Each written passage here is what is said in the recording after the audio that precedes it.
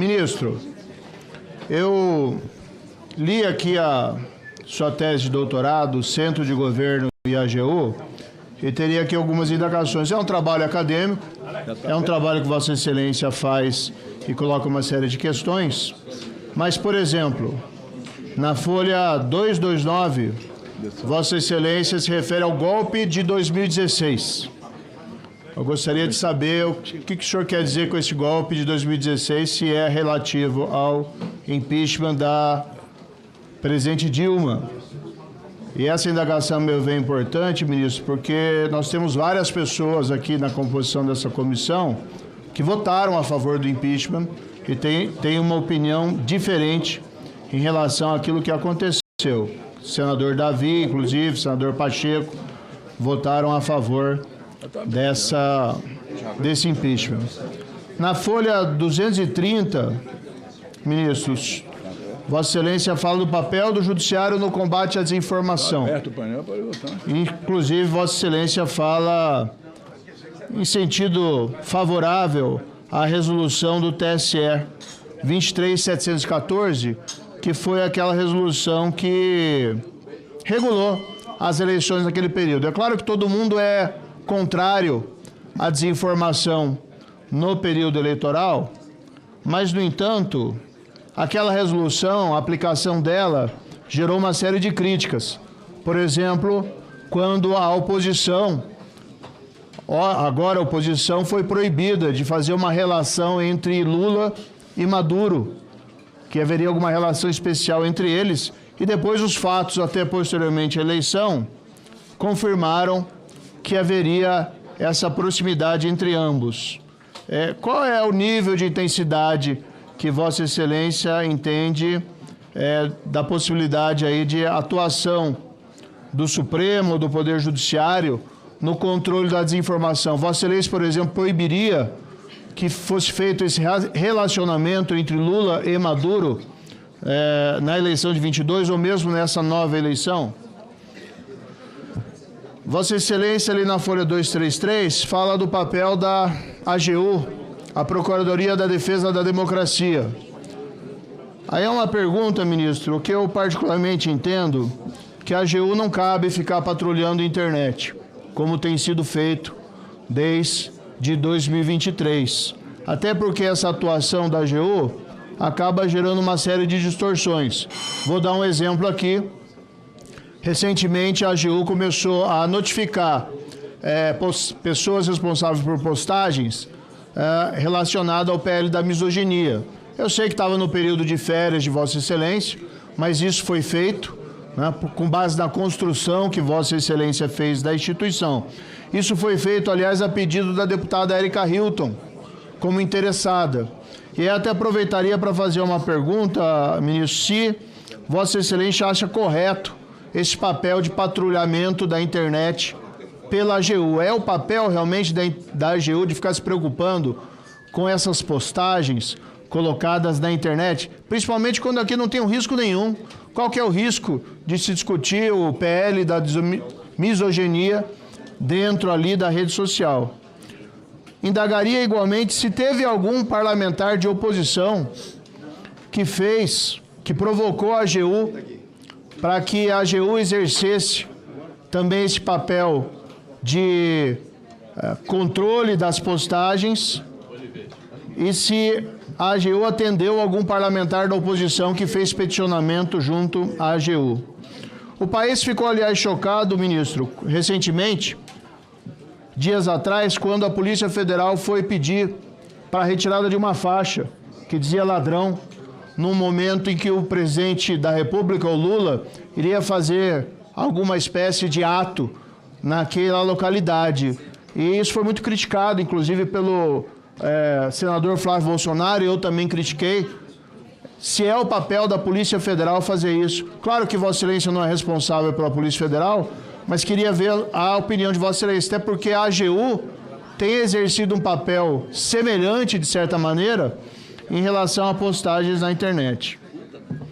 Ministro, uma outra indagação que, a meu ver, é bastante importante. A AGU, segundo o artigo 103, parágrafo 3º da Constituição, no processo de constitucionalidade, cabe a ela defender a constitucionalidade da lei.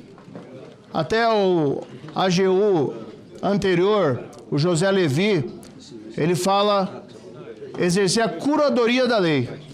Ou seja, a AGU tem que defender a constitucionalidade da lei, quando ela é impugnada no processo constitucional. Com exceções, e essa é uma cota do José Levi, que foi um dos seus predecessores, com exceção quando tem jurisprudência consolidada do Supremo Tribunal Federal a favor da inconstitucionalidade da norma. Nessa perspectiva, eu queria indagar a Vossa Excelência por qual motivo a AGU deu parecer favorável à parcial inconstitucionalidade da ação de inconstitucionalidade proposta pelo PCdoB contra a lei das estatais. A lei das estatais, todos nós sabemos, foi um avanço no que se refere à melhoria da governança corporativa, lá de 2016, em decorrência do roubo da Petrobras, que aconteceu naquele período durante o governo Lula, e foi aprovado como uma melhoria. A meu ver, é um grande avanço. E quando a gente fala hoje em código de ética, ali a gente tem por excelência medidas para prevenir o roubo às estatais. Mas o PCdoB, dizem aí que impulsionado pelo governo Lula, propôs essa ação de inconstitucionalidade exatamente para que fosse declarada inconstitucional parte dessas normas.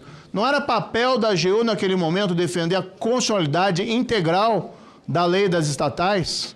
Como que Vossa Excelência pode explicar esse posicionamento peculiar da AGU nesse caso, numa ação que fragilizou a governança das nossas estatais, e agora nós estamos vendo esses rombos enormes que estão acontecendo, inclusive aí no caso dos Correios. Por fim, ministro, eu também tenho um questionamento aqui que sou obrigado a fazer em relação ao posicionamento da AGU no tema da sistolia fetal.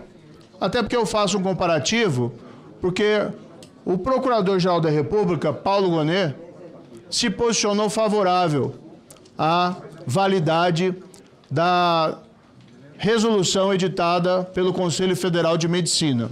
Então há espaço, sim, para defender a legalidade e a constitucionalidade daquela norma, até porque ela não estende a criminalização, ela não muda a norma penal, mas apenas ela faz uma ressalva em relação à gestação tardia, até porque o legislador penal não entra naquelas minúcias, mas eu tenho certeza que ninguém em bom senso pode defender um aborto a 8 meses ou 9 meses de gestação. Então não seria possível, e aqui eu rogo a Vossa Excelência que a AGU modifique esse parecer.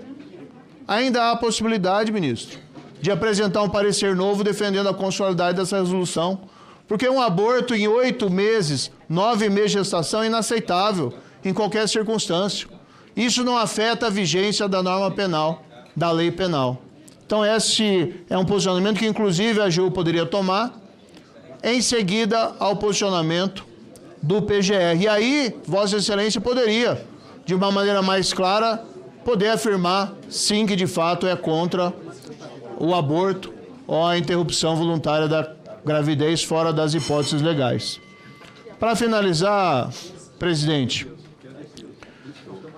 o Código de Ética do Supremo Tribunal Federal, regras de suspeição e impedimento. Nós temos visto essas regras do processo serem ignoradas por ministros do Supremo Tribunal Federal. Em particular, me refiro aqui às decisões do ministro Dias Toffoli, no caso do Banco Master, antes dele ser, vamos dizer assim, afastado, ou ele se afastar do processo. Como é que vai ser o procedimento de Vossa Excelência? E para finalizar, ministro, aqui eu vou deixar muito claro, não tenho nada contra a pessoa de Vossa Excelência, mas eu entendo, e aqui faço minhas palavras do senador Márcio Bittar, que não é o momento de nós preenchermos essa vaga no Supremo Tribunal Federal. Temos uma eleição logo mais, daqui a alguns meses, e o tema Supremo Tribunal Federal será objeto dessas eleições. Deixemos ao próximo presidente da República que faça essa escolha, porque a população vai poder escolher se quer a continuidade desse modelo de um Supremo Tribunal Federal intimamente ligado ao presidente Lula, ou se quer um modelo diferente. E quem sabe o próximo presidente, não sendo Lula, pode fazer o que ele prometeu em 22, mas não cumpriu. Indicar pessoas que não sejam tão próximas a ele. Porque quando indica pessoas tão próximas a ele, como foi o advogado pessoal dele, o ministro, que era muito próximo também politicamente a ele nas eleições de 22, e agora Vossa Excelência, advogado-geral da União, isso, de certa maneira, fragiliza a visão que nós temos do Supremo Tribunal Federal de ser uma corte que tem que estar distante e independente do Poder Executivo. Por isso, né, como disse, nada pessoal em relação a Vossa Excelência, tem essas questões que são importantes, a meu ver, serem respondidas, mas entendo que não é o momento do preenchimento dessa vaga ao Supremo Tribunal Federal.